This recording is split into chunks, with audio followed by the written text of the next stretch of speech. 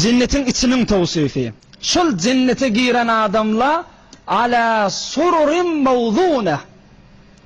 Qızıl bilen dokulan, qızıl bilen ovadallanan tahtlan üstünde oturacak diptir. Şu mahal bir kahvahana varanda, bir çay içmeyene varanda, bir kafa varanda, hey ovadan tahtla koyululdur, puştiyle yaplanma kılca. İçinde oturup da yani çay içmeli, yaplansıp, ama ağaçtan taht.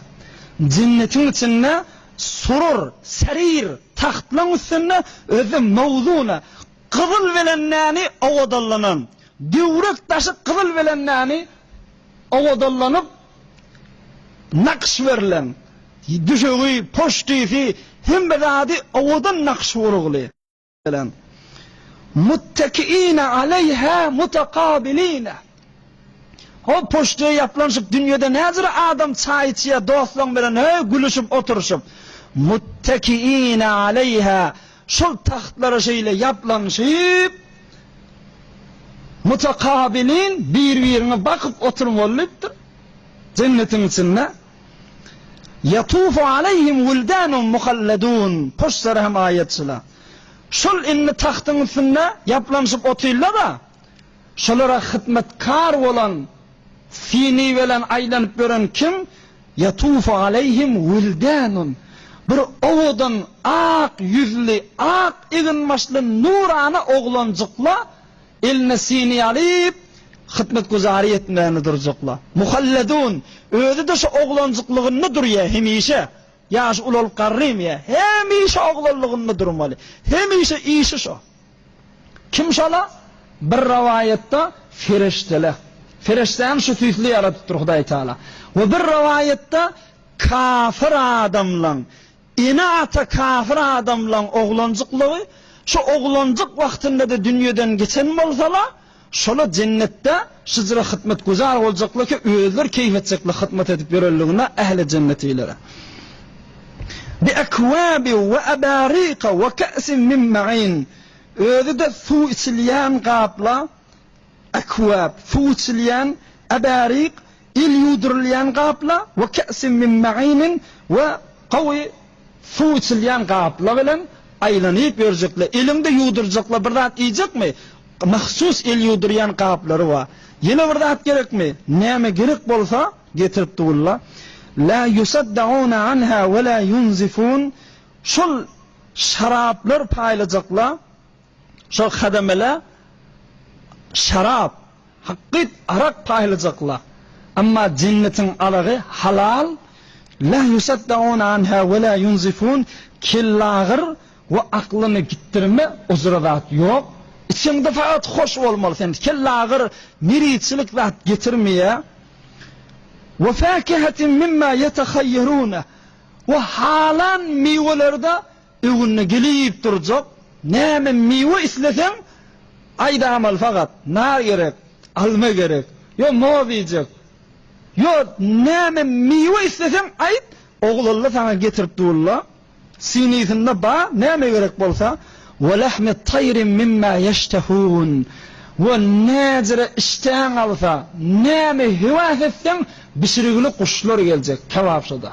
وَلَحْمِ الطَّيْرٍ dünyada inki tağamlı görülen et neymen eti? Kuşların eti de. Barak yiyecek mi? Yok yeni bir kuşun etini yiyecek mi? Ay şu dünyada gören kuşun neyme etini göreyim diysen, cennette aydamalı, onu getirip verecekler bir şekilde.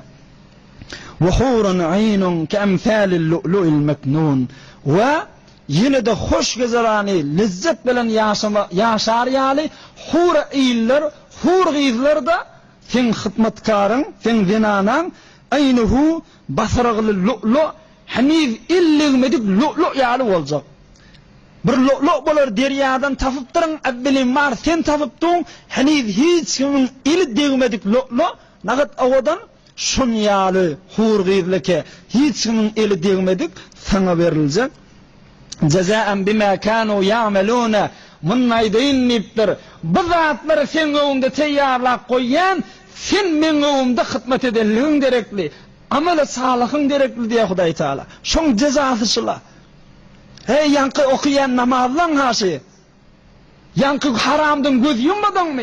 Bir direkt teleke mahvaradatlar ayırıp da şu doğruyu zamanına fakat kep gurrun açtın, şu kep gurrunla verilecek cezası hacı. La yesma'una fiha lagwa ve la te'fima. Hiç gavaylı kep eşecek değerler, günah kep eşecek değer, illa kıylen selamen selama, Allah taraftan ve firişteler taraftan ve cennetiyle birbirine Esselamu aleykum deyip avadan salam verecekler. Ve ashabul yemin ma ashabul yemin fi sidrin mahdudin, cennetin yeni bir bölümü. Fi sidrin mahdud, tikensiz bir sidr diyen bağ, heyvere külüveti kan ve talhim menzudin. Şurada genha Allah'ın da öz kelamı şey. Ve talhin, talh deyip Arap ne diye? Mozu diye. Moz. Talhin menzudin. Lep öğrüğlüce, redif oluğlu, fetirliğilce şu dünyanın mozunu öğrendirsin. Bir şakasının olduğuna kadar kan. Şun yani kan mozlar cennetin içinde var deyiptir. Ey bir efsane diye ha, bir rivayet diye ha, Allah'ın hak gurrun ha. Talhin memdudin, düdüğlü mozlar ve zillin memdudin, heyvere kan uzak külüveler ve mâin meskubin, dökülüp duran, pürküllâp duran çeşmeler ve fâkihatin kethîra.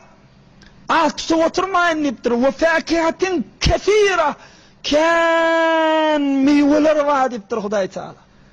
Dünyada görmedik meyvelerinden mi? Kan meyve deyiptir. Huday Teala bir daha da kan neyse çından kan rahat bolmalı ha. Yönüşüm meyvelerin bir kılığı var. La maktuati ve la memnu'a. Dünyanın meyvesi ne forum? Bişmenke iyip bolanak. Bişenden sonra da edafe bağda saklap bolanak. Patta kaçıp, zaylanıp, fine konup, işten alar yalıp bolmaya. Bişmeke alıp bolanak. Bişenden sonra da basım almalı töketmeli, edafe saklap bolmaya. Ama cennetinki la maktu'a, yani kaç olup, yere dökülüp yatan meyve değil, bağın üstünde, ve la memnu'a, ve bağın üstünde bolup da, alacak bolsan da zordan almalı deyip oturur da değil. Ve la memnu'a, elin uzadıp da yani bir meyve elle yurdun, meyve özü çontuluyor sana. Dökülüp yatanla da, alacak meyvanda zordan çekip almalı diye. Elin uzattın, rahat eline geliyor. Şu tüyüslü cennet, ey Müslüman oğullah, Allah ne form edip tavsif etti? Öz hak kelamına ki hak gurrun, cennet ba, hak gurrun. Müslümanlar için teyyarla koyan cayı. Ey Müslümanlar, her nimet sondan bir pay alacak bol. Her nimet sondan kerrek yer alacak bol. Her nimet ahiret meydanın sonunda olsun. Ahiret yaşayacak cayın sonunda olsun. Bir dünyada işte etber gidecek yerinden ne olsa şobalar. Ama hemişelik yaşayacak cahil vak şolasa, onu yürüp bilmeden cehennem var. Ya cennet ya cehennem. Her nimet son içinden bir cahil alacak ol. Ey Müslümanlar var.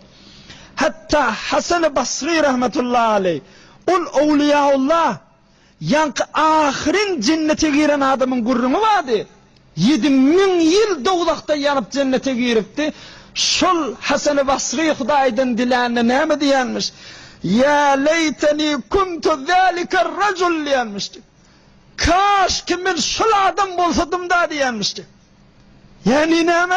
Yani özünün sınıt korkusu var ki cehennemde hemişeli kalır mı kadip.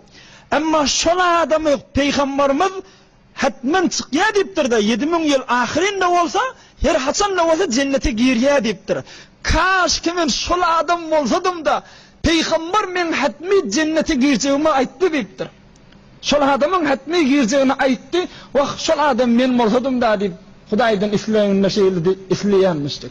Yani her nimetler şu cennetten pay alacak bolmalı, gurrun şu. Adilin bol, ahirin bol, şun içine girecek bolmalı, gurrun şu. Gününün şehitle, şu mahallamdan ruhu cennetin içinde.